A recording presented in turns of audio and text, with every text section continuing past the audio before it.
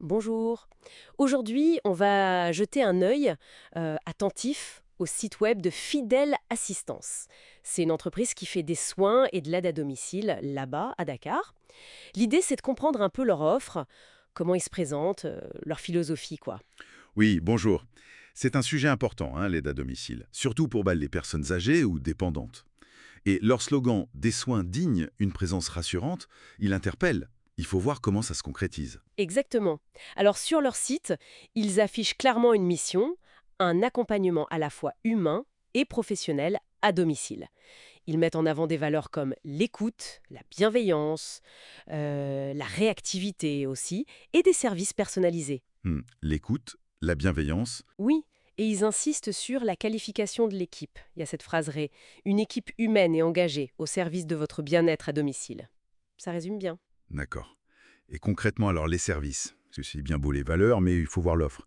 J'ai vu qu'ils proposaient pas mal de choses, sur le plan médical par exemple. Oui, c'est assez large. Ils parlent de consultations médicales à domicile, pas juste des généralistes, mais aussi des spécialistes, endocrino, gynéco, pédiatrie. Ah oui, ça c'est assez poussé pour du domicile. Ça demande une certaine organisation. Carrément. Et puis, il y a tout le côté paramédical. Kinésithérapie, mais aussi les soins infirmiers techniques. Pansements, injections, perfusions. Même des trucs plus complexes comme le sondage urinaire ou l'alimentation entérale.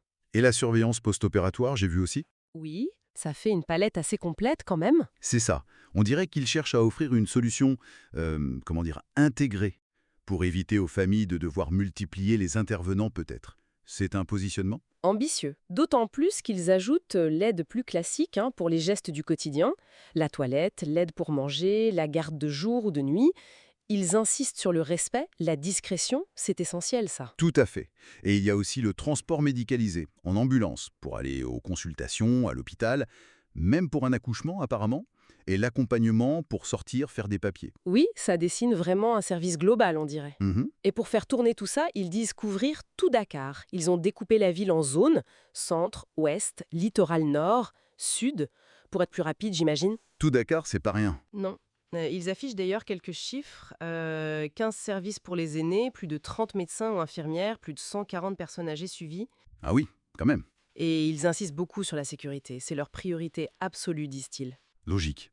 Et pour assurer ces services, il faut du monde. Ils recrutent, j'imagine. Oui, le site en parle. Médecins, infirmiers, kinés, aides-soignants, même du personnel de ménage. Et ce qui est intéressant, c'est qu'ils insistent pas seulement sur les diplômes, mais aussi sur les qualités humaines. Empathie, sérieux, esprit d'équipe. C'est souvent là que ça se joue, la qualité, dans ce secteur. Arriver à maintenir ces valeurs avec une équipe qui grandit. C'est un vrai défi. Et autre point qui m'a marqué, c'est qu'ils proposent un modèle de franchise.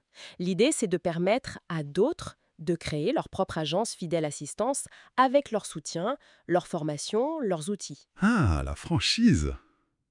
Oui, c'est une stratégie de développement intéressante. Ça permet de grandir vite, de s'ancrer localement, mais ça pose la question de l'homogénéité, de la qualité du service partout, du respect des valeurs de la marque. Faut un sacré suivi derrière. C'est sûr.